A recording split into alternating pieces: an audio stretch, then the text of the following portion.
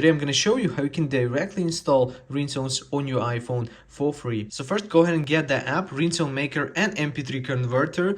This may have a different icon like this one. Go ahead and grab that. So right after you launch the app, you're going to click on Create Ringtone. Select files or your photo library, videos. We're going to select a file, which is this one. From here, we can just go ahead and adjust that to our selected length like that. Okay, so just click create. And now we've got to go ahead and export that to the GarageBand. If you have iOS 14, iOS 15, you can still install GarageBand using this app. So just go ahead and click on download GarageBand. Now the GarageBand should appear. Just click on install. And that's it. As you can see, it requires iOS 16. We're gonna just go ahead and click on download.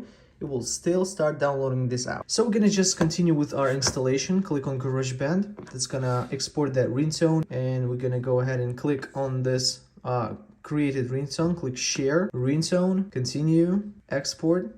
You can just rename it if you want. And just like that. Let's go back to our settings, sounds and haptics, ringtone maker. 37. There we have it. That's all you gotta do.